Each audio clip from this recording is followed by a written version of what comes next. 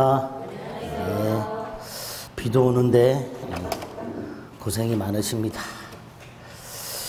자, 마지막 핵심 이론 정리라고 해서 우리 기본서를 줄인 게 요약집이고 요약집을 줄여놓은 게 요거예요. 시험 임박할수록 봐야 될 양이 점점 줄어야 되죠. 나머지 기본적인 것들은 머릿속에 기본이 되는 건 있어야 되고요. 그리고 이제 시험장 갈 때까지 최대한 많이 민법을 반복을 하셔야 되는데 기본서로 반복하기엔 양이 너무 많고 요약집도 많죠. 근데 이제 요약집 정도까지는 보셔야 되는데 그것도 양이 많으니까 요약집을 어느 정도 보셨다는 전제에서 나머지 시험 보러 갈 때까지 반복해서 봐야 될 것들만 모아가지고 하루에 한번 정리합니다. 이 안에는 아주 중요한 거 가태반이고요. 그 다음에 혹시 몰라서 넣어놓은 게 몇 개 있어요. 혹시 몰라서 그런 것들은 제가 이거는 그냥 한번 읽고 넘어가세요.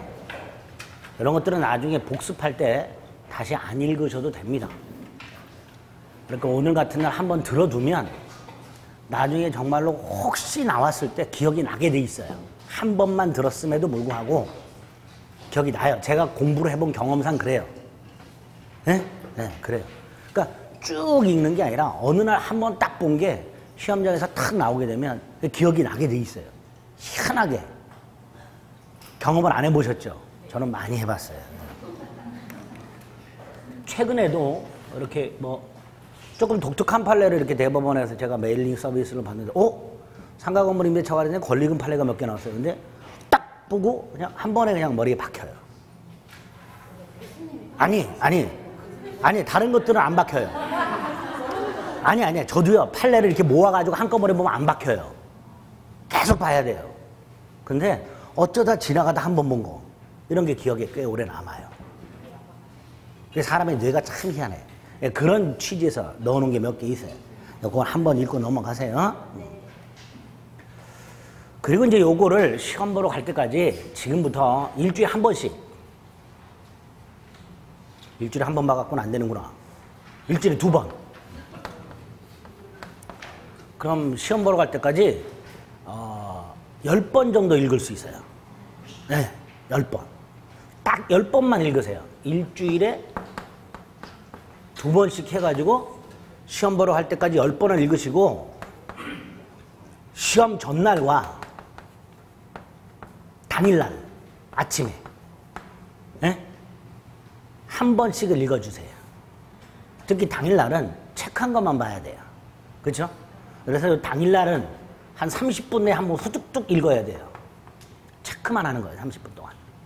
아침에 일어나서 밥 먹으면서 한번 쫙 훑고 시험장 가가지고 시험 보기 직전에 9시에 딱 맞춰서 들어가시는 분은 없겠죠? 예?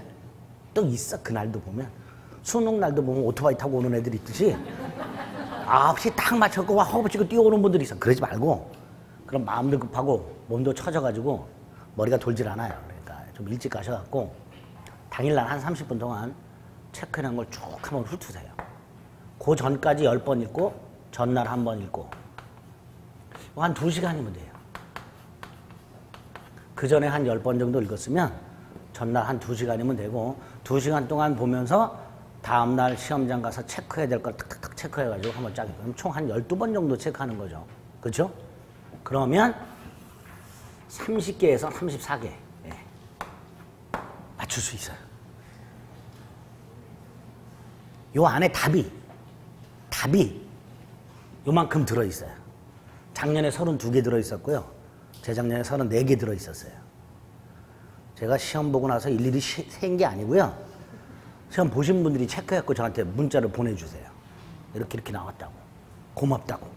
한 번도 60점 못 맞았는데 85점 맞았다고. 이렇게.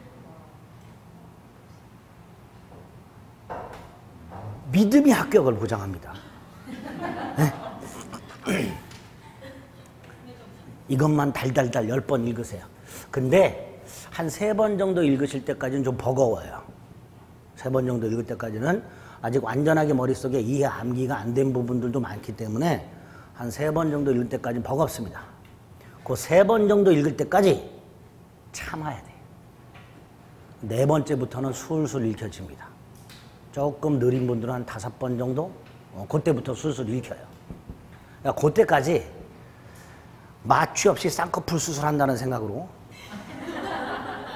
참아야 돼. 마취 없이 쌍꺼풀 수술한다고 한번 생각해 보세요. 우와! 고통스럽겠죠? 하지만 하고 나면 이뻐지잖아. 안 이뻐지나? 그렇게 생각하시고 꼭 참고 읽어주세요. 그 2가지만 말씀을 드리겠습니다. 3번째, 강의할 때는 판서는 최대한 줄이고 체크를 해드릴 거예요. 그죠? 여러분들이 다 알고 계신 것, 지금 이 시점에서 한 3, 40점대 나오는 분들도 반드시 알고 계셔야 되는 것들은 그냥 체크만 하고 넘어갑니다. 설명이 필요한 것들은 따로 설명을 드리겠죠. 아시겠죠? 네. 6번에 나눠서 합니다. 그래서 한 번에 한 2, 3페이지까지 나가야 돼요. 네? 그러니까 체크를 쫙 하면서 나갈 겁니다. 2페이지. 자, 법률행위, 민법 총칙은 크게 법률행위, 의사표시, 대리, 무효취소, 부관 이렇게 5덩어리가 있고 그 중에 법률행위와 관련해서는 첫째가 양가로 1번은 법률행위를 통해서 권리가 변동이 되는데 그 권리 변동의 구체적 모습, 권리의 취득, 변경, 소멸 있죠? 그 중에 취득과 관련해서 원시취득과 승계취득, 요건 꼭 구별할 수 있어야 돼요. 다음 원시취득이 아닌 것은 이런 식으로. 그래서 원시취득에 해당되는 거 첫 번째 줄에 있는 거 4개를 머릿속에 외웁니다. 다음 중 승계취득이 아닌 것은 했을 때 답으로 나올 수 있는 그 4가지예요. 건물시축과 첨부, 무주물 선점은 이미 출제가 됐고요. 나머지도 나올 수 있습니다. 2번째가 승계취득을 포괄승계와 특정승계로 나눌 수 있어야 되고 특히 포괄승계 상속이 있다는 거 잊지 마세요. 근데 포괄승계는 상속만 있는 게 아니죠. 포괄 유증도 있고 회사 합병도 있습니다. 그건 나중에 물권법 가서 다시 확인합니다. 2번째가 양가로 2번 법률행위냐 법률행위가 아니냐를 구별하는 것도 잘 나와요. 그 중에 다음 중 법률행위가 아닌 것은 했을 때 나올 수 있는 게 양가로 2번에 있는 것들입니다. 그 중에 첫 번째 줄 마지막에 있는 최고는 꼭 기억해 주세요. 법률행위가 아니라 준법률행위 일종입니다. 그다음에 3번째, 법률행위의 종류를 구별하라 해서 단독행위와 계약을 구별하라는 게 잘 나와요. 그 중에 양가로 3번에 반가로 3번 3개 외웁니다. 이거 계약입니다. 그 중에 마지막 거 채무인수 꼭 기억하세요. 다음 중 단독행위가 아닌 것은 했을 때 채무인수 골라주셔야 돼요. 그 다음에 반가로 2번 상대방 없는 단독행위와 있는 단독행위 구별해야 되는데 없는 거 외우죠. 없는 거. 유언 소유권 포기라고 되는데 그 중에 동산 소유권 포기 상대방 없는 단독행위죠. 시험 지문에 이렇게 나올 수 있어요. 우리 시험에도 그렇게 나왔습니다. 최근에 다른 산공단 자격증에도 이렇게 나왔어요. 동산 소유권 포기의 의사표시는 상대방에게 도달함으로써 효력이 생긴다. OX. X죠. 상대방이 없으니까 도달시킬 이유가 없습니다. 그런 식으로 나올 수가 있어요. 상대방 없는 단독행위 3가지 외워줍니다. 재단법인 설립행위는 나중에 대리 가서 써먹지요. 그 다음에 반가로 1번 단독행위는 원칙적으로 조건기한 붙일 수 없는데 예외 하나 기억합니다. 2번째 저 끝에 채무면제. 반가로 1번 지금 거꾸로 거슬러 나가고 있는 거예요. 반가로 3번, 반가로 2번, 반가로 1번 마지막에 있는 채무면제. 채무면제는 단독행위인데 요거 여기저기 써먹습니다. 채무면제 나중에 비진이 표시 같은 데서 써먹어요. 그러니까 채무면제 허위 표시, 불공정한 행위에서 써먹죠. 어쨌든 채무면제는 단독행위고 따라서 조건을 못 붙이지만 예외적으로 붙일 수 있어요. 그래서 이런 식으로 나온 적 있죠. 채무면제는 단독행위이기 때문에 조건 붙일 수 없다. X. 단독행위는 조건 붙일 수 없으나 채무면제는 붙일 수 있다. 그거 기억하시면 돼요. 그 다음에 양가로 4번 법률행위를 채권행위와 처분행위로 나눌 때 채권행위 처분권 없어도 유효하죠. 반면에 처분행위는 처분권이 없으면 무효죠. 그 다음에 결론 타인 물건 매매 유효. 이것도 최근에 답으로 나왔었어요. 또 기억해 주세요. 타인 물건 매매 유효. 그 다음에 이제 범죄의 목적이라고 당사자가 추구하는 것 확정 가능 적법 사회적 타당성을 갖춰야 유효한데 뭐 양가를 보면 아는 거고 2번 불능과 관해서 원시적 불능무효 계약 체결상의 과실책임 잊지 마세요. 위헌부담으로 간혹 나옵니다. 아닙니다. 계약 체결상의 과실책임입니다. 반면에 오른쪽 반가로 3번부터 후발적 불능은 유효하고 채무 불이행 책임이나 위헌부담. 원시적 불능은 계약 체결상의 과실책임. 후발적 불능은 유효인데 위헌부담. 이렇게. 그 다음에 그 반가로 2번 원시적 일부 불능, 원칙 전부 불능, 전부 무효인데 다만 수량 지정면에서 수량이 부족한 경우 또 최근에 나왔죠. 계약 체결상의 과실책임은 적용될 여지가 없다. 꼭 기억하셔야 됩니다. 적법성 관해서 그 단서 규정 외우셔야 되죠. 그 중에 2개는 외웁니다. 동그라미 1, 2. 적어도 단서 규정 2개는 외우는데 단서 규정을 골라라 이렇게 나오기도 하고요. 다음 중 유효한 행위는 해서 1번, 2번이 나와요. 미등기 전매행위, 분양권 전매행위 이런 식으로. 단서 규정을 위반했을 때는 무효가 아니지요. 그래서 다음 중 유효한 행위는 이렇게 했을 때 그 동그라미 1, 2번 그거를 위반한 행위가 답으로 나올 수 있습니다. 효력 규정을 한번 읽어보시면 되죠. 그중에 동그라미 2번 증권회사 임직원 투자수익 보장약정을 체결했을 때 강행 규정 중에 효력 규정 위반으로 무효가 되고 그 다음 거 표현 대리도 적용될 여지가 없다라는 거 꼭 기억해 주세요. 표현 대리도 적용될 여지가 없다. 3번은 중개수수료 상한을 초과했을 때 초과 부분만 무효라는 거 기억하세요. 전부가 무효가 아니라 초과 부분 무효. 반사의 질서가 쫙 나오죠? 뭐 읽어보면 되는데 4번 금전소비대차 계약을 돈을 빌리는 계약을 했는데 그 이율이 사회통념상 허용한도를 초과해서 고율로 정해졌을 때 그 초과 부분만 반사의 질서는 무효고 2번째 차주는 초과 지급한 이자 반환을 청구할 수 있다까지 기억하세요. 꼭 기억하셔요. 없다로 출제된 적이 있습니다. 불법 원인 급여지만 차주는 초과 지급한 이자 반환을 청구할 수 있다까지 꼭 기억하셔야 됩니다. 초과 지급한 이자 반환 청구할 수 있다. 있답니다. 다음 페이지 반가로 5번은 증언을 하면 대가를 지급하기로 했을 때 이 대가가 사회통념 용인 한도를 초과하면 무효고 초과하지 않으면 유효예요. 반면에 허위 증언 대가 허위로 증언하면 대가를 지급하겠다라고 하거나 증언을 거부하면 대가를 지급하기로 하는 것들은 대가의 다소를 묻지 않고 무효 이렇게 됩니다. 그래서 어떤 게 나와도 맞출 수 있어야 됩니다. 요거는 나눠진다는 거, 요거는 대가의 다소를 묻지 않고 무효 이렇게 되죠. 6번은 변호사가 아닌 자가 소송을 도와주는 것까지는 괜찮은데 승소하면 돈을 주기로 이익 취득 약정.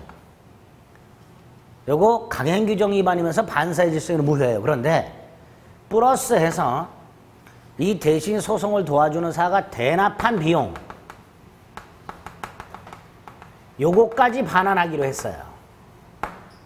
이때 요거는 실비니까 이거 반환하는 것은 이건 반사의 질서가 아니냐 이런 생각을 할 수 있는데 우리 대법원은 요 이익 취득 약정과 일체로 다루어지기 때문에 요것도 반사의 질서로 무효입니다. 그래서 반가로 6번은 변호사법을 위반해서 소송을 대리하고 소송 비용을 대납한 다음 비용을 반환하기로 하는 약정은 이익 취득 약정과 일체로 다루어지기 때문에 반사의 질서에는 무효 이렇게 됩니다.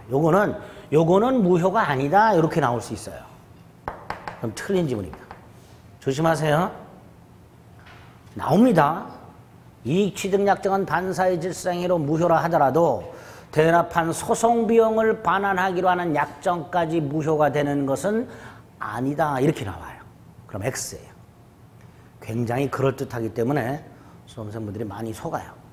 반가로 6번 조심하시고 8번 최근에 답으로 나왔었어요. 공기 단축이 불가능할 정도로 단축을 요구하고 플러스 단축하지 못하면 손해를 배상하기로 지체 배상금을 지급하기로 하는 약정 역시 반사의 질서로 무효입니다. 8번도 기억을 좀 해주세요. 형사사건 성공보수 반사의 질서이죠. 반면에 민사사건은 반사의 질서가 아니지. 양가 5번 반사의 질서이 아닌 건 달달달 다 외워야 되죠. 적어도 1, 2, 3번은 꼭 기억하셔야 되죠. 반드시 기억하셔야 돼요. 5번은 늘 나왔던 거고요. 여기서 조심하실 것은 비자금 임치, 비자금을 조성하는 건 반사의 질생이지만 그걸 임치하는 건 반사의 질세가 아니다. 주지직을 돈을 주고 사는 건 반사의 질생이지만 그 사람을 주지로 임명하는 것은 반사의 질세가 아니다. 기억하시고요. 7번은 따로 기억하셔야 되죠. 도박 채권, 이것만으로 한 문제를 낸 적이 있어요. 을이 갑에게 도박 자금을 대여했다. 이거 반사의 질생이로 무효죠? 이때 갑이 도박 자금을 갚기로 하는 것도 무효예요. 근데 갑이 다이렉트로 갚는 게 아니라 도박 채무자의 부동산을 도박 채권자에게 처분할 수 있는 대리권을 주고 도박 채권자가 도박 채무자의 대리인으로서 매각을 하고 요 매각한 대금을 도박 채무 변제에 충당하기로 이렇게 나눠야 돼요. 이렇게 나눴을 때 도박 자금을 빌려주는 건 무효고요. 그 판 매각 대금을 도박 채무 변제에 충당한 게 무효예요. 하지만 아무것도 모르고 부동산을 산 병은 소유권을 취득해야 되기 때문에 요거는 무효가 아니다. 이렇게 되죠. 꼭 구별해서 기억하셔야 돼요. 7번이죠. 그 다음에 아까 말씀 민사건 성공고사약점 반사의 질생 아니라 그랬고 무허가 건물 임대차 이런 것도 반사의 질생이 아니지요. 그거 따로 기억하세요.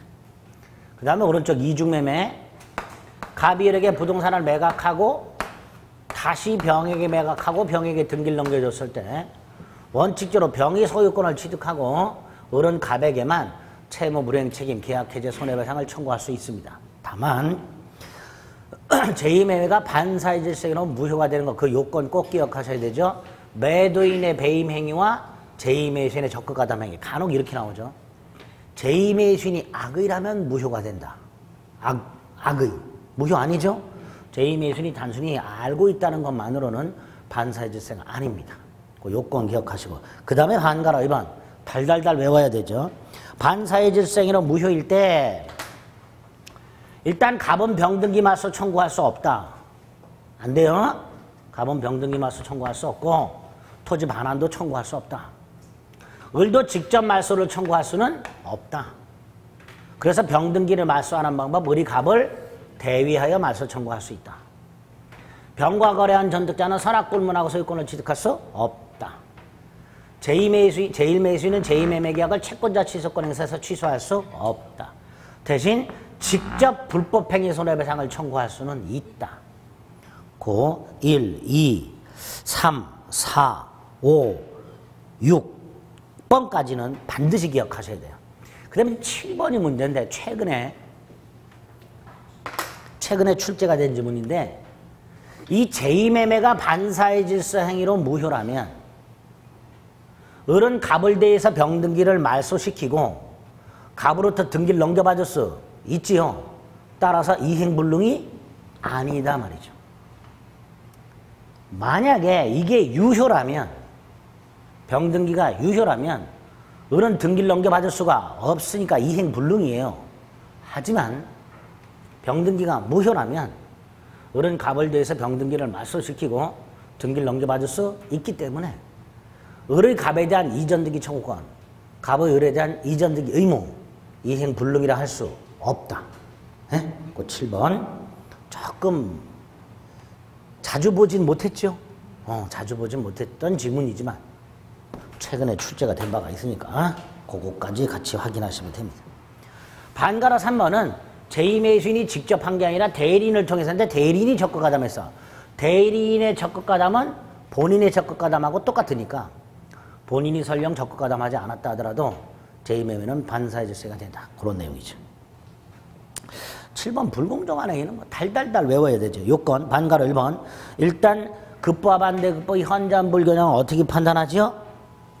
두 번째 사회통념에 따라 결정하고 피해자의 궁박 정도를 고려해야 되고 고려할 필요 없이 이렇게 나올 수 있어요. 고려해야 되고 객관적 가치로 판단한다. 정확하게 기억하시고 반가라 1번 정신적 궁박을 포함 무경험은 사회 일반 거래 경험 무조 이렇게 되죠. 반가라 3번 폭리자에게 폭리 의사가 있어야 되죠. 피해자의 공박경솔 무경험을 아는 것만으로는 폭력의사가 아니다는 거. 다음 페이지 반가로 4번. 급부와 반대급부가 현저히 불경하다 하더라도 공박 따위는 추정되지 않는다. 피해자가 전부 증명하라. 잊지 마시고. 8번. 어우 무지하게 나오죠. 일단 반가로 1번 증여나 기부 같은 무상행위 경매는 적용이 되지 않는다. 이건 많이 봤어요. 근데 반가로 2번. 채권 포기나 채무 면제 같은 단독행위. 이것도 불공정한 행위로 무효가 될 수 있다. 부재소 합의. 불공정한 행위로 무효가 될 수 있다. 그래서 없는 거 반가로 1번. 있는 거 반가로 2번. 반드시 구별해서 기억하셔야 돼요. 9번도 꼭 기억해야 되죠. 공본경무대. 10번, 11번 묶어서 불공정한 행위. 이거 강행규정 위반 행위, 반사의 질서 행위, 불공정한 행위로 나눠가지고 세 가지 모두 다 추인은 안 된다. 무행위 추인하더라도 효력이 없다. 그런데 전환이 문제가 된다. 불공정한 행위만은 전환이 인정된다. 불공정한 행위 전환이 인정된다. 그렇죠? 꼭 구별해서 기억하셔야 돼요. 특히 11번 꼭 머릿속에 넣으세요. 특히 11번은 그 밑줄 근개 나올 수도 있고 화살표가 나올 수도 있죠. 그 판례 자체가 나올 수도 있습니다. 법률행위 해석, 목적이 무엇인지를 밝히는 건데 의사의 중점을 두는 자연적 해석과 표시의 중점을 두는 규범적 해석이 있는데 규범적 해석이 원칙이죠. 그래서 반가로 1번. 객관적 의미를 확정하는 거다. 내심의 의사와 상관없이 표시상의 효과 의사를 가지고 판단한다. 반가로 1번. 그 다음에 반가로 2번. 요거 조심하세요. 표현을. 갑의 의사가 A고 표시는 B인데 상대방이 의사를 알았거나 알 수 있었을 경우 이럴 때는 의사로 해석하죠. 반면에 상대방이 알 수 없다면 그러면 표시를 기준으로 한다는 거. 알았거나 알 수 있었다면 내심의 효과 의사를, 알 수 없다면 표시상의 효과 의사를. 이걸 바꿔서 출제를 해요. 그런데 못 찾아. 수험생들이. 찾아야 돼요. 알았거나 알 수 있었다면 내심의 효과 의사, 알 수 없다면 표시상의 효과 의사. 반드시 구별하셔야 돼요. 잘 나옵니다. 반가로 2번. 그 다음에 이제 양가로 2번. 예외적으로 자연적 해석을 하는 것. 알았거나 알 수 있었으면 자연적 해석한다 그랬죠. 또 하나가 오른쪽 사례. 당사자 의사가 합치한 것.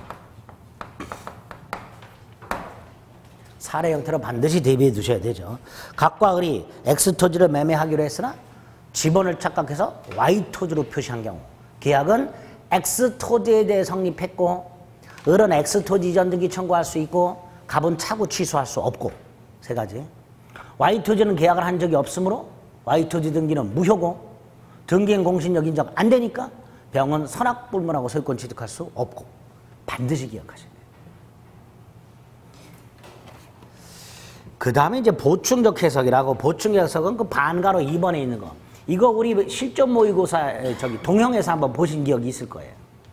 양 당사자가 동일한 착오를 해서 계약 내용을 일부를 누락했어요. 어떤 특정한 사항에서 합의를 하지 못했어. 그걸 어떻게 해석한다? 보충적 해석. 그래서 반가로 2번. 계약 당사자 쌍방이 동일한 내용에 착각을 해서 그에 관한 구체적 약정을 하지 않았다면 그런 착각이 없었을 때 약정하였을 것으로 보이는 가정적 의사를 보충해서 계약을 해석할 수 있다. 자, 이때 중요한 거. 그때 보충되는 의사는 당사자의 주관적 의사 또는 실제 의사를 말한다라고 출제가 된 적이 있어요. 당사자의 생각을 안 했는데 당사자의 주관적 의사를 가지고 판단할 수는 없는 거고 객관적으로 추인되는 의사라고 돼 있죠. 이게 가정적 의사예요. 이렇게 객관적으로 추인되는 의사를 말한다. 정확하게 기억하세요. 주관적 의사, 실제 의사를 말하는 게 아니다. 그 다음에 양가로 5번은 아주 중요하죠. 이것도. 뭘 다 중요하대 이 자식이. 다 중요해 지금. 행위자가 을이고 명의인이 갑일 때 계약은 을이 했는데 계약서는 갑이라고 써 있을 때 누가 계약 당사자냐? 달달달 외워야 되죠. 행위자와 상대방의 의사가 일치하면 일치한 대로. 이거 무슨 해석이에요? 자연적 해석이죠. 그렇죠? 그래서 자연적 해석, O 표시 무회 원칙하고 이 두 가지는 꼭 기억하셔야 되죠. 동형모의에서 봤죠? 다음 중 범죄력 해석이 종류가 다른 것은? 같은 것은? 그렇죠? 그래서 자연적 해석 두 개, 규범적 해석 두 개가 있었는데 규범적 해석은 몰라도 자연적 해석 두 개 가지고 답을 고를 수 있어야 돼요. 네? 일치하면 일치한다. 이게 자연적 해석. 만약에 일치하지 않으면 상대방 입장에서 계약 당사자가 누군지를 확정하죠? 상대방 입장에서 확정하는 게 무슨 해석이에요? 규범적. 무슨 해석? 규범적. 이것까지 기억하셔야 돼요. 그래서 양갈 5번은 그 내용 자체를 달달달달 외워야 되고 일치하면 일치한 대로, 일치하지 않으면 상대방 이거 외워야 되고 그다음에 일치한 대로는 자연적 해석, 일치하지 않으면 상대방 입장 규범적 해석, 이것까지 기억하셔야 돼요. 아시겠죠? 그것까지 응용해서 시험 문제 나오게 됩니다. 6번, 7번은 잠 안 올 때 한번 읽으시면 돼요. 잠 안 올 때 그럼 잠 겁나게 잘 옵니다. 자, 여기까지가 범죄의 목적, 확정 가능, 적법, 사회적 타당성과 관련된 내용들을. 여기 지금 답이 두 개가 들어있어요. 지금 체크한 것 중에서. 네? 지금 체크한 것 중에서 답이 두 개가 들어있어요. 맞춰야 돼, 시험장 나오면. 진짜 나올까? 안 나올 수가 없어요. 나와야 돼. 물어볼 게 그거밖에 없어. 네? 무조건 맞춰야 돼.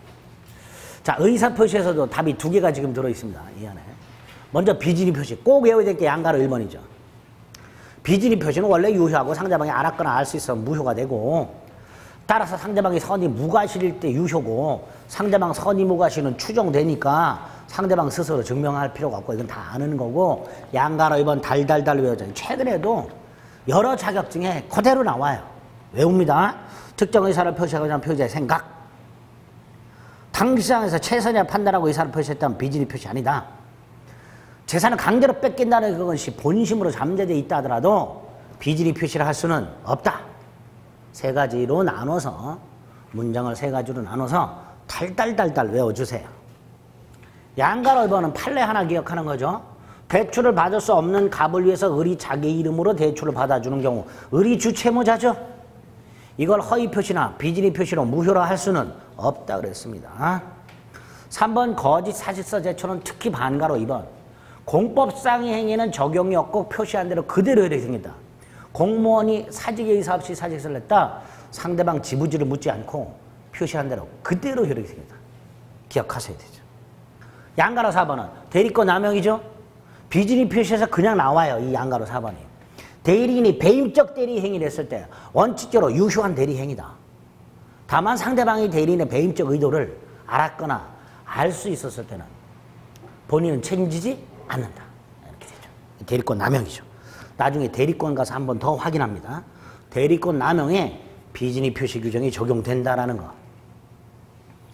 허위 표시는 무효죠. 선의의 제3자에게 대응하지 못하죠. 근데 그 맨 밑에 있는 주의라고 되어 있는 거, 이게 또 허위 표시라고 해서 지문에 나와요.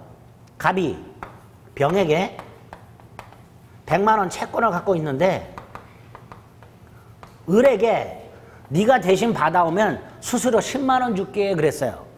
이게 추심을 의뢰한다라고 말을 해요. 뭘 한다고요? 추심을 해. 우리 프랭카드 같은 거 가끔 보시죠? 돈 대신 받아드립니다. 그거 생각하시면 돼요. 그런데 추심을 의뢰하면서 겉으로는 마치 이 채권을 판 것처럼 꾸몄어요. 자, 그러면 목적은 추심인데 겉으로 드러난 건 채권 양도죠. 그렇죠? 목적과 겉으로 드러난 효과가 달라요. 이때 이게 허위 표시냐? 아니다. 이런 걸 우리 대법원은 민법상 신탁행위라고 유효라고 합니다. 그걸 이렇게 말을 해요. 의사표시의 효과. 겉으로 드러난 건 채권 양도예요. 이게 의사표시 효과예요. 그런데 목적은 요거예요. 목적과 효과가 다르죠. 또는 이렇게도 말을 해요. 목적을 넘는 권리를 이전. 이렇게 말을 해요. 대신 받아오는 건데 겉으로는 채권을 양도한 것처럼 꾸미는 경우. 그거를 이렇게 말을 합니다. 목적과 효과가 다르다. 목적을 넘는 권리를 이전했다. 이렇게 말을 합니다. 이건 무효다 아니다? 아니다. 허위 표시다 아니다? 아니다. 아니다. 결론을 꼭 기억해 주세요. 다음 페이지 양가로 2번. 요건 아까 이거. 대출을 받을 수 없는 자를 위해서 자기 이름으로 대출을 받아주는데 은행이 그러한 사정을 양해했어. 양해라는 말이 나오면 허위 표시로 무효라는 거. 포인트가 양해라는 말입니다. 양가로 이번에 첫 번째 줄에 보면 양해라는 말 있죠? 그게 포인트예요. 그거 기억하세요. 금융기관이 양해하고라는 말이 나오면 마지막 허위 표시로 무효다. 꼭 결론을 기억해 주세요. 양가라 3번도 단독으로 나왔죠. 근로자가 군대 가면서 휴직계를 내려 했는데 회사 방침에 따라 사직서를 냈다가 재입사. 사직서 및 재입사는 무효. 따라서 사직한 게 아니라 휴직했던 걸로 보게 됩니다. 허위 표시는 무효라는 거. 그 다음에 4번. 허위 표시는 108조 2항에 의하면 선의의 제3자에게 대항하지 못하죠. 이때 제3자, 그 문구를 기억하세요. 허위 표시 당사자와 포괄 승계인 이의자 중에서 허위 표시를 기초로 새로운 이해관계를 맺은 자. 그 문구를 중얼중얼해서 입에 익숙해야 돼요. 이해하려고 하지 마시고 오늘은 외우러 오신 거예요. 저하고 같이 중얼중얼해서 외우세요. 쉬는 시간에 쉬지 말고 이런 거 외우는 거야. 입에 익숙하지 않은 거, 낯선 거 이런 거 입에 자꾸 중얼중얼해서 외우는 거예요. 그리고 제3자는 선의로 추정이 되고 선의이기만 하면 되죠. 과실 유무는 묻지 않지요. 이것도 조심하셔야 돼요. 제3자가 선의라 하더라도 과실이 있다면 보호받지 못한다. 이런 식으로 잘 나옵니다. X. 그 다음에 요 제3자에 해당하는 놈 하나 외웁니다. 그 반가로 1번. 가장 소비대차. 가짜로 돈을 빌려주는 계약. 그럼 가짜 채권자, 가짜 대주가 있고요. 가장대주. 가짜 채무자, 가장차주가 있어. 그리고 가짜 채권이 있어요. 가장 채권. 근데 그 가장 소비대 대주가 파산을 했을 때 그 파산 관제인.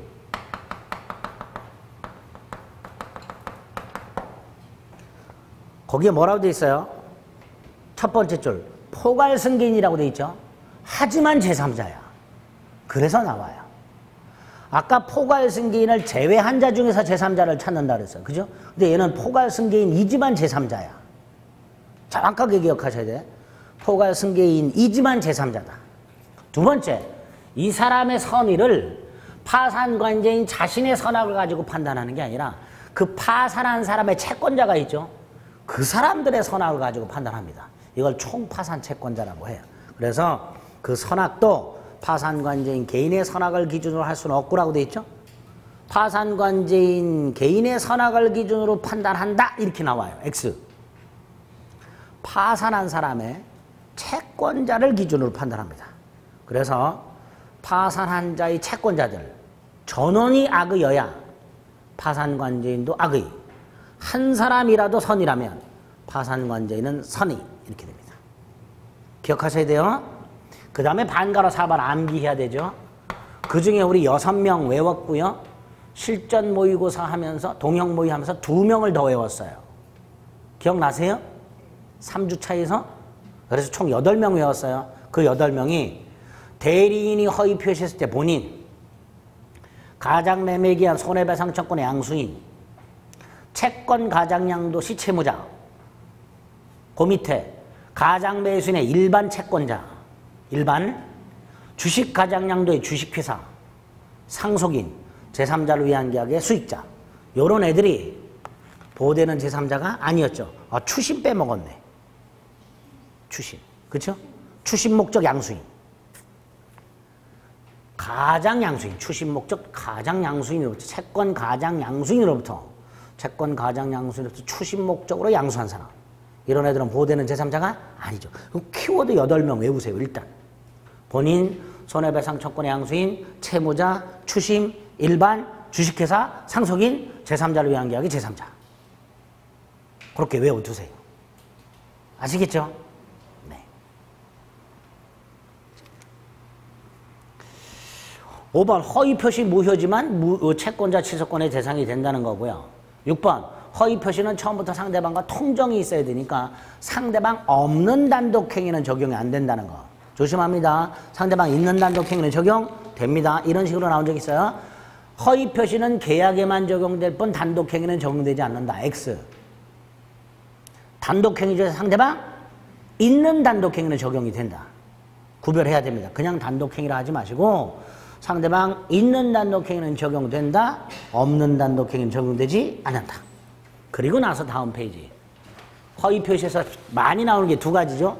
요 제3자인 거 아닌 거 구별하는 거 하고요. 가장매매. 갑이 채권자들로부터 강제입행을 면할 목적으로 친구 일과 짜고 매매를 가장해서 등기를 넘겨줬다. 이렇게 나오죠. 채권자가 자꾸 강제집행하려고 하니까 그걸 면할 목적으로 부동산을 가장매매하고 등기를 넘겨줬어요. 먼저 반가로 1번. 허위 표시는 무효고 등기 무효고 다만 허위 표시는 반사의 질서인가? 아니니까 갑은 부당이득 반환 청구, 즉 말소 등기를 청구할 수 있죠. 그렇죠? 하지만 채권자가 있으니까 말소를 안 한단 말이지. 그래서 반가로 3번. 갑의 채권자는 취권자 취소권에 있어서 취소할 수 있다. 이렇게 되죠. 일단 요거 반가로 1번, 반가로 3번 꼭 기억해야 되고요. 을이 병한테 팔아먹었다? 병 선이라면 소유권 취득하죠? 그렇죠? 그리고 병이 선이라면 선의 제3자와 거래한 전득자도 소유권을 취득합니다. 엄폐물의 법칙. 설악불문하고. 그게 반가로 4번. 반가로 5번. 제3자가 소유권 취득하더라도 갑을 매매는 언제나 무효니까? 언제나 무효입니다. 갑은 을을 상대로 손해배상 청구나 부당이득 반환 청구할 수 있다라는 거 기억하셔야 되죠. 반가로 6번. 선의의 제3자가 무효를 주장하는 것은 무방하다. 이렇게 되겠죠. 그래서 적어도 1, 3, 4, 5, 6 요거는 꼭 기억하셔야 됩니다. 1, 3, 4, 5, 6 답은 그 안에 들어있습니다. 1, 3, 4, 5, 6 양가로 7번은 가장행위 은직행위라고 갑이 을에게 증여를 하면서 증여를 감추고 매매로 가장 하고 등기를 넘겨줬을 때 매매는 가장행위로 무효, 증여는 은닉행위지만 요건 갖추면 유효, 증여가 유효하면 등기도 유효. 따라서 을과 거래한 제3자는 선악 불문하고 소유권 취득. 그래서 은닉행위는 숨겨져 있다는 이유만으로 무효가 되는 것은 아니다. 기억하세요. 물론 언제나 유효가 되는 것도 아닙니다. 하지만 숨겨져 있다는 이유만으로 무효가 되는 것은 아닙니다. 꼭 기억하셔야 돼요. 자, 의사표시에서 제일 중요한 게 착오죠. 의사표시가 불일치하고 불일치를 몰라요. 일단은 유효하되 취소할 수 있어요. 그죠? 자, 이때 착오했는지 여부는 행위 당시를 기준으로 판단하는 건 당연한 거고요. 자, 착오에서 첫 번째로 조심하실 게 동기의 착오죠. 원칙적으로 착오가 아니지요. 동기의 착오를 이뤄. 우리 동형모의고사에서 이런 거 본 적 있죠. 호텔 지려고 땅을 샀는데 호텔을 지을 수 없더라. 무슨 착오? 동기의 착오. 원칙적으로 취소할 수 없다. 이렇게 되죠. 다만 예외가 표시돼서 알려진 경우하고 유발된 경우하고 이때는 취소할 수 있죠. 자, 그 중에서 다음 페이지 반가로 2번 꼭 기억해야 되죠. 합의까지 이루어질 필요는 없다. 꼭 기억하세요. 합의까지 요한다. X. 그 다음에 반가로 3번 유발됐다면 표시되지 않았다 하더라도 착오가 될 수 있죠. 그죠? 유발된 경우에는 명시할 필요가 없다. 표시되지 않아도 착오가 될 수 있다. 4번 장래 불확실한 사실.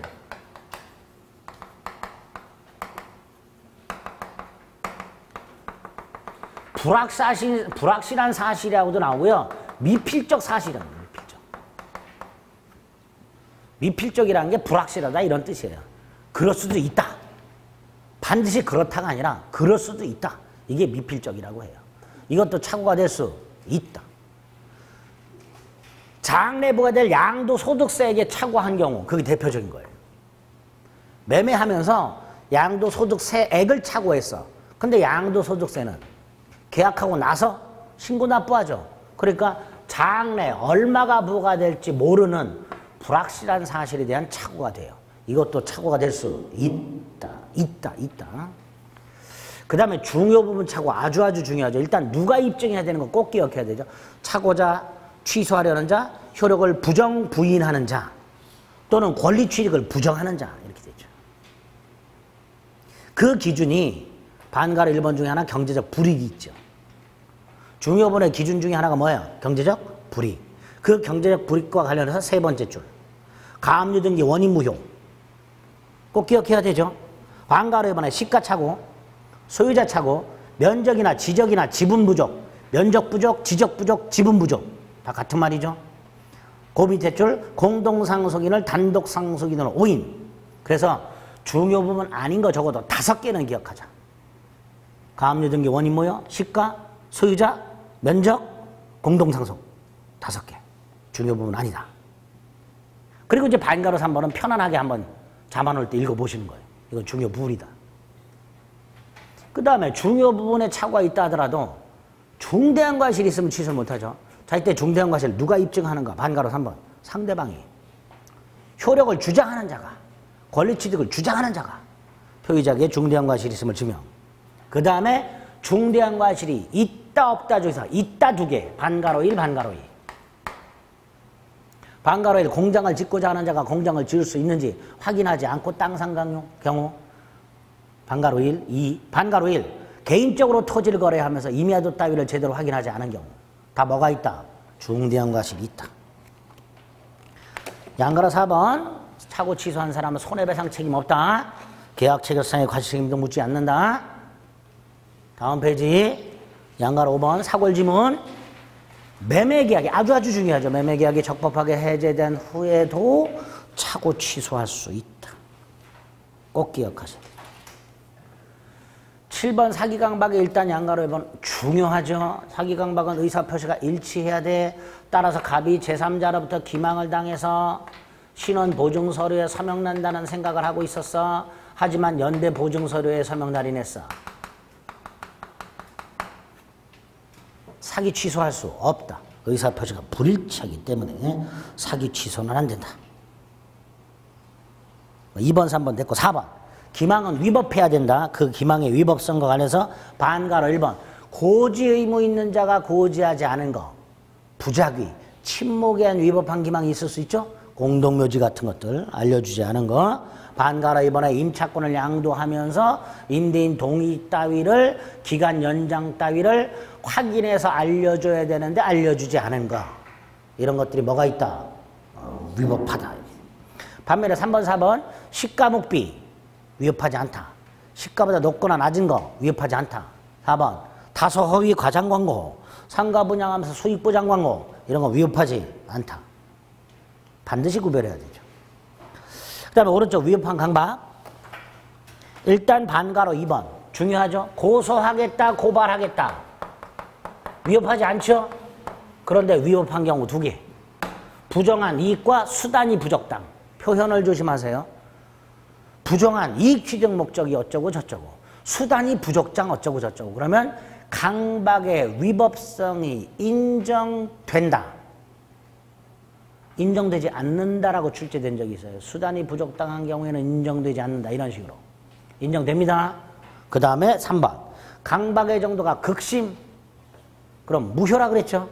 이것도 강박의 정도가 극심하여 의사결정의 자유가 박탈되는 정도에 이른 경우에도 취소할 수 있다. OX. 취소할 수 있다. X. 취소할 수 있다가 아니라 뭐가 된다? 무효가 된다. 무효가 된다. 그 다음에 6번. 제3자로부터 사기 강박을 당한 경우에는 상대방이 알았거나 알 수 있었을 경우에 하나여 취소할 수 있다. 일단 110조 2항 외워야 되고, 두 번째 단 을의 대리인은 을하고 동일시할 수 있는 자이기 때문에 110조 2항의 제3자라 할 수는 없다. 이 경우에는 상대방의 지부지를 묻지 않고 취소할 수 있다. 꼭 기억하셔야 되죠. 7번, 1번. 착오와 사기는 경합합니다. 그 다음에 그 옆으로 누워있는 거. 착오자에게 중대한 과실이 있어. 그럼 착오 취소 못하죠. 근데 상대방이 그 착오를 이용했어. 그럼 중대한 과실이 있어도 취소할 수 있다. 잊지 말자. 반가로 2번. 손해배상을 청구하기 위해서 반드시 계약을 취소할 필요는 없다. 반가로 3번.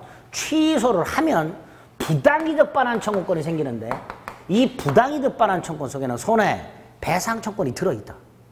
따라서 부당이득 반환 청구권과 손해배상 청구권은 중첩적으로 행사할 수 없다. 이렇게 되죠. 그죠? 그 다음에 4번.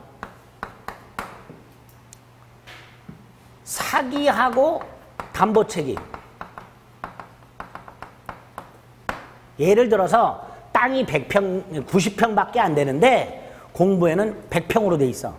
매도인은 90평이란 걸 알아. 근데 그걸 말을 안 하고 100평이라고 말을 하고 팔았어. 매도인이 속인 거죠. 근데 매수인은 속았고 그 다음에 수량 부족 담보 책임이 성립해요. 그렇죠? 그때 선택적 이렇게 되죠. 사기와 담보 책임은 선택적이에요. 반면에 매도인이 속이진 않았어. 매도인도 100평으로 착각하고 있어. 매도인도.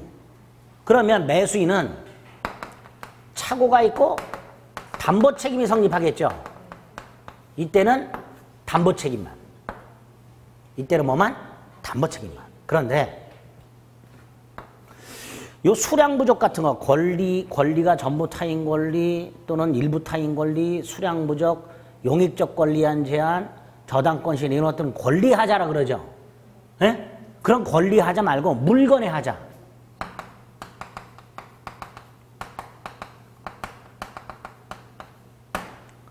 아파트가 멀쩡해. 그래서 나는 멀쩡한 아파트인 줄 알고 샀어. 나중에 봤더니 금이 쩍쩍 갈라져 있고 물이 줄줄 새. 물건의 하자죠. 그럼 나는 물건의 하자가 있다는 걸 모르고 샀지요. 그럼 일단 하자 담보 책임이 성립할 것이고 착오도 성립하겠죠. 이때는 착오 취소할 수 있다. 착오와 담보 책임은 담보 책임만, 착오와 하자 담보 책임은 별개다. 우리 대법원에 최근에. 그래서 물건의 하자 담보 책임이 성립하는 경우 착오가 별도로 인정되면 착오 취소할 수 있다. 예? 그림으로 머릿속에 넣어두세요. 담보 책임이 두 가지잖아요. 권리하자 담보 책임하고 물건의 하자 담보 책임. 물건의 하자 담보 책임을 특히 하자 담보 책임이라고 불러요. 최근에 판례가 지금까지 판례는요.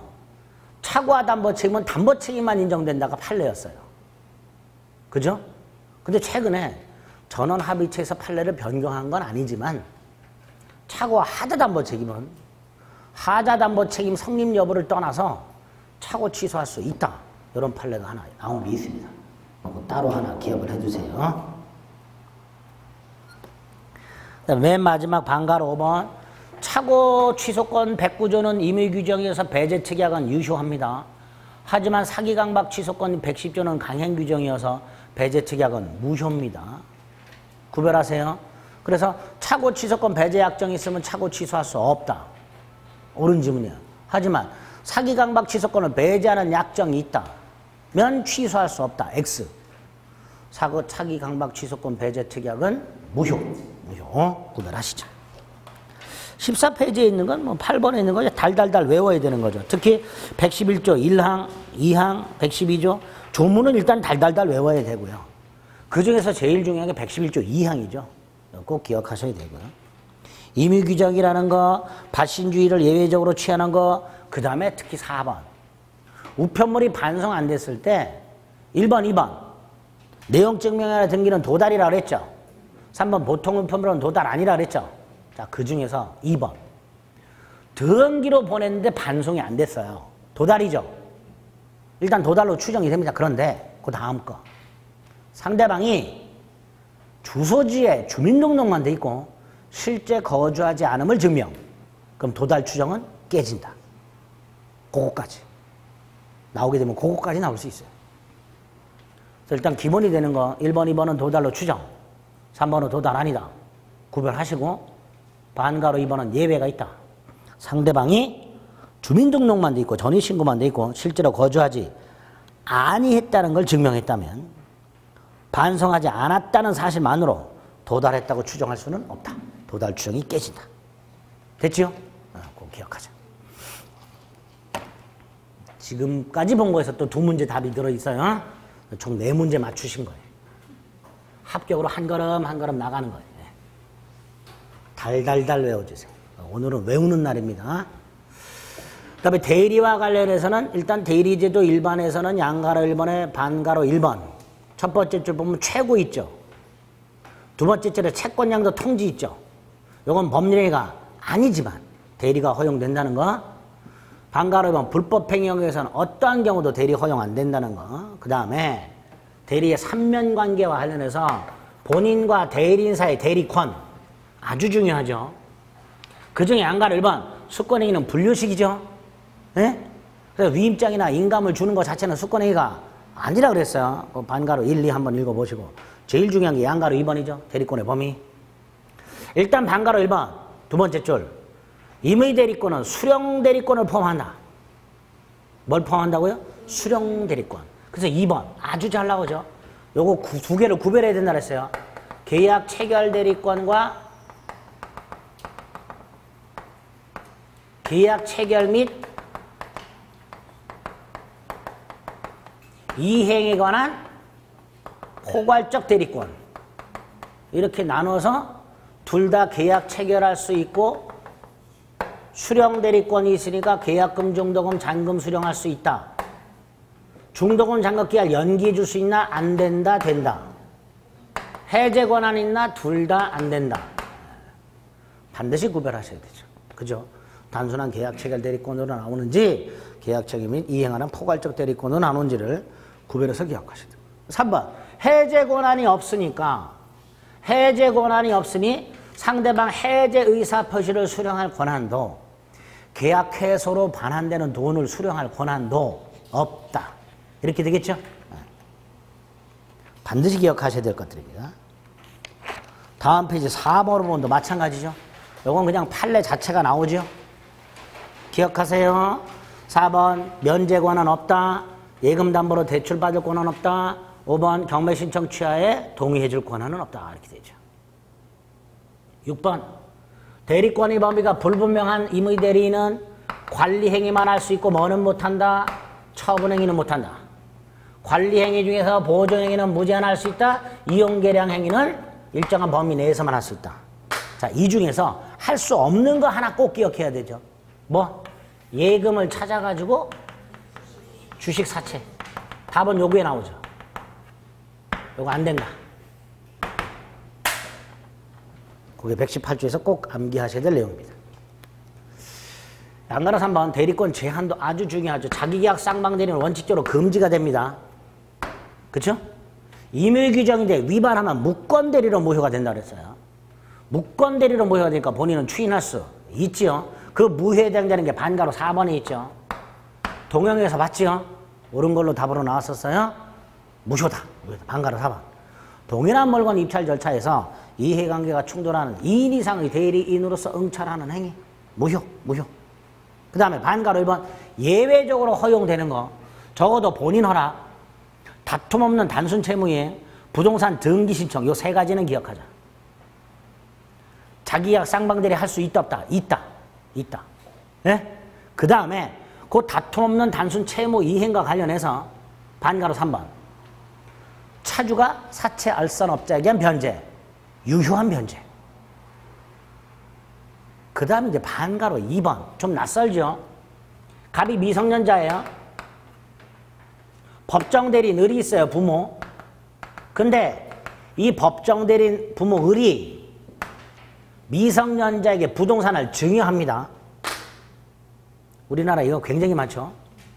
작년에 미성년자가 임대 수입 우리나라 대한민국 미성년자의 전체 부동산 임대 수입이 500억이 넘었죠. 네? 미성년자한테 부동산을 준 거예요. 부모가. 자, 부모가 주는데 증여계약을 해야 되죠. 다이렉트로 증여를 하는 게 아니라 한편으로는 미성년자의 법정 대리인의 지위에서 한편으로는 증여자의 지위에서 이렇게 증여계약을 해요. 자기계약 형태죠. 유효하다. 뭐라고요? 유효하다. 대법관님들도 이렇게 하거든. 그러니까 유효다. 네? 유효다. 반가로 2번 친권자가 자신의 부동산을 미성년자가 증여하는 행위는 자기계약이지만 뭐다? 유효다.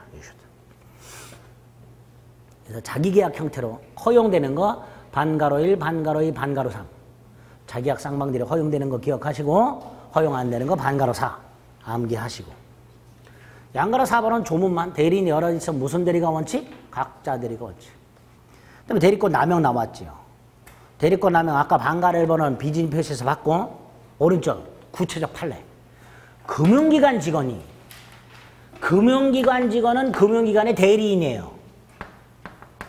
무슨 대리인? 예금계약 체결 대리인. 예금주와 예금을 할 때 돈을 받았고 횡령할 생각을 하고 있었어. 이게 배임적 대리행위. 라도 원칙적으로 갑이 책임져. 하지만 예금주가 알았거나 알 수 있었을 때는 본인은 예금계약에서 책임지지 않는다. 대리권 남용과 관해서 결론을 꼭 기억을 해주세요. 6번은 암기해야 되죠. 반가로 1, 2, 2개 특히 외워야 되죠. 이무들이 법정들의 공통된 스몰 사유 사사성파. 본사 대사성파. 이무들이 특이한 스몰 원인 2개. 원인관계의 종료, 습관행위 철회. 그 2가지는 꼭 기억하자. 11번. 대리인과 상대방 사이에는 대리 행위가 있어야 되죠. 자, 이때 대리인과 상대방 사이 114조, 115조, 116조, 117조. 조문 자체가 잘 나오죠. 먼저 114조가 양가로 1에 반가로 1. 본인을 위한 것임을 표시하라. 두 번째, 본인의 이익을 위한다는 뜻은 아니다. 세 번째, 대리행위라는 걸 알 수 있을 정도로 표시만으로 충분하다. 위임장을 제시한다든가 이렇게. 그래서 어떠한 형태라든 현명을 했다면 계약서에 본인 이름만 쓰고 본인 도장만 찍어도 대리행위가 된다. 그렇죠? 반가로 3번. 현명을 하지 않았다. 대리인 자신의 행위로 본다. 다만 상대방이 대리행위라는 걸 알았거나 알 수 있었을 때는 대리행위가 된다. 이런 식으로 지문은 나온 적이 있죠. 대리인이 본인을 위한 것임을 표시하지 아니한 행위는 본인에게 효력이 생길 여지가 없다. X. 여지는 있다. 상대방이 알았거나 알 수 있었다면 대리행위가 된다 그랬으니까. 그죠? 여지는 있다. 이런 것들을 조심하시죠. 그 다음에 그래서 1번, 3번 꼭 확인하시고요. 넘기세요. 이렇게 본인을 위한 것임을 표시해야 되니까 그래야 대리행위가 되니까 양가로 2번. 대리행위에 해당되는 경우 반가로 2번. 매매위임장을 제시했다. 이게 현명이다. 그렇죠? 하지만 양가로 3번에 반가로 1번. 본인의 이름을 모용했다. 을이 갑으로 행세했다. 이런 뜻이에요. 이건 대리행위가 아니죠. 또 반가로 2번도 마찬가지죠. 처가 남편 A의 부동산을 담보로 돈을 빌리면서 남편한테 맞아 죽을 것 같으니까 남편하고 비슷하게 생긴 B를 은행에 데려가서 B가 은행에서 내가 A요 이렇게 얘기했단 말이죠. 이게 대리행위냐? 아니죠. 대리행위 아니라는 거 확인하시고. 그 다음에 반가로 3번은 갑이 을에게 임대 권한을 줬어요. 을이 임대를 했는데 갑으로 행세했어요. 이거 대리행위 아니죠. 근데 계약서에 임대인이 갑으로 돼 있고 그 계약서와 보증을 받아가지고 갑한테 갖다 줬어요. 갑은 계약서에 자기가 임대인으로 돼 있고 계약서에 있는 보증금 딱 받았으니까 정상적으로 임대차 계약이 체결됐다라고 생각하고 2년 동안 얘한테 아무 말도 안 했어요. 그럼 얘는 2년 동안 잘 살았죠. 그 다음에 을이 2년 뒤에 발톱을 드러내죠. 사기치려면 이렇게 쳐야 되는 거예요. 1, 2년 동안 공을 들여야 돼. 을이 그렇게 공을 들인 거예요. 그래서 2년 뒤에 다시 갑으로 행세해서 매각을 했어요. 당연히 병은 철석같이 믿겠지요. 그렇죠? 이때 병을 보호하기 위해서 우리 대법원이 이거 대리행위다 아니다? 아니죠. 권한 넘었죠. 권한 넘은 표현대리가 성립하진 않아요. 대리가 아니니까 유추 적용해. 그래서 갑이 책임진다. 이런 판례가 있어요. 그래서 그 반가로 3번은 잘 보세요. 본인으로부터 아파트에 관한 임대 등 일체 관리 권한을 위임받아 본인을 가장해서 임대한 바 있는 대리인이 2년 뒤에 다시 본인으로 가장해서 매도했을 때 기존에 있던 권한을 넘었죠. 근데 권한 넘은 표현들이가 성립하지는 않아요. 왜? 대리가 아니니까. 하지만 권한 넘은 표현들을 유추 적용해서 본인은 책임진다. 네? 본인에게 효력이 미친다. 결론을 기억하세요. 권한 넘은 표현들이가 성립한다 그러면 큰일 납니다. 이거는 성립하지는 않아요. 유추 적용된다. 아시겠죠? 유추 적용이라고 돼 있어요. 성립한다고 안 돼 있습니다. 조심하세요.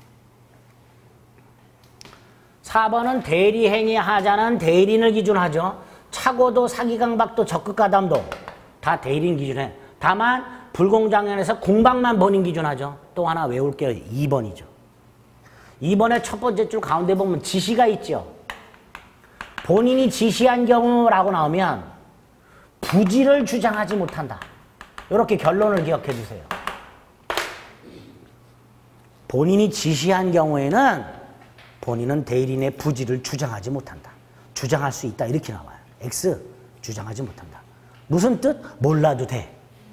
포인트가 지시한 경우 이렇게 나오면 주장하지 못한다. 이렇게 결론이 끝이 나면 돼요. 아시겠죠? 외우는 거예요, 오늘. 다음 페이지 대리인의 능력. 얘는 행위 능력자임을 요하지 않는다. 자, 그 의미 두 가지 기억해야 되죠. 대리 행위를 제한 능력을 이로 취소할 수는 없다.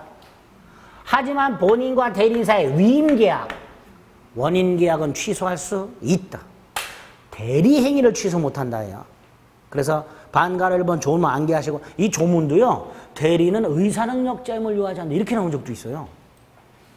행위를 슬쩍 뭘로 바꿔서 의사로 바꿔서 출제한 적도 있어요. 그럼 틀린 거예요. 행위 능력자임을 요하지 않습니다. 그 다음에 반가로 2번. 두 번째 줄. 의뢰 제한 능력을 이로 대리 행위를 취소할 수는 없다. 그러나 세 번째 줄. 의뢰 제한 능력을 이로 위임 계약을 취소할 수는 있다. 됐죠? 여기까지. 여기 대리의 삼면관계와 관련된 내용이에요. 달달달 외우세요. 저만 쉴 테니까 체크하면서 낯설었던 거 있죠? 그거 쉬는 시간에 확인하세요. 네.